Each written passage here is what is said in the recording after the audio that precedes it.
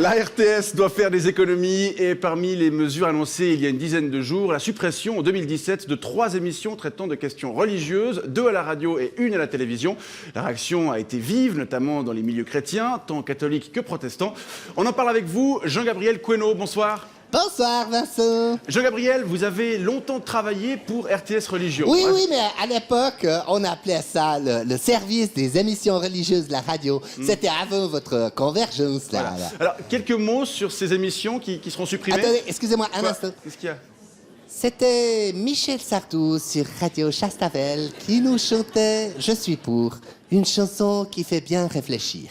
Dans quelques instants, notre dossier, la contraception, un holocauste païen.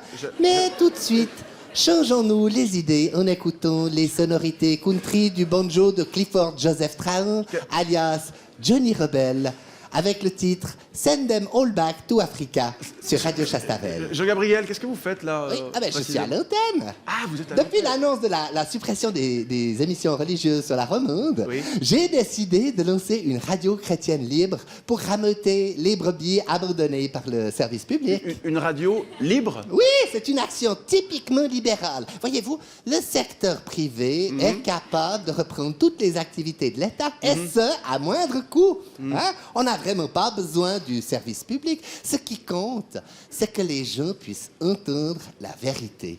Il est important aujourd'hui d'avoir un message religieux fort. Ouais. Et on ne peut plus compter sur RTS Religion pour faire ce travail. Pourquoi? À cause de la suppression de ces 3 émissions? Mais non!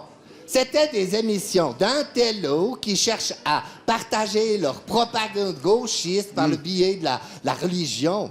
Moi, je suis pour ma part tout à fait satisfait de cette décision de les supprimer. Ah bon? Parce que moi, je m'attendais plutôt à vous voir soutenir vos collègues. Ce ne sont plus mes collègues, et depuis longtemps. Moi, vous savez, ces gens qui cherchent à comprendre l'autre, à trouver Dieu dans la différence, à tisser des liens entre les religions, mais ça me fout en rogne! Pourtant, réfléchir sur le religieux, c'est une démarche importante, surtout ces temps-ci, non? Non, il n'y a pas à réfléchir, Vincent. La réflexion mène au questionnement.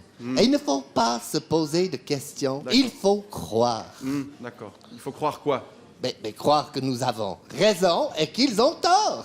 Mais qui ça, il? Mais les autres, tous les autres, c'est une évidence. Les seuls qui sont aptes à parler correctement de la religion, ce sont ceux qui l'aiment le plus. Oui. Et moi, la religion, je l'aime intensément. Très bien. Et ça, la direction de la RTS l'a bien compris. En 2015, il faut laisser la religion aux extrémistes. Très bien, Jean-Gabriel Queneau, je rappelle que vous êtes... Antenne. Tout de suite, sur Radio Chastavel, nous écoutons le témoignage poignant de Cécile, victime d'un viol à cause de sa jupe trop courte. Ok, Elle a été poussée à l'avortement. Est-ce qu'on peut changer de chaîne, s'il vous plaît?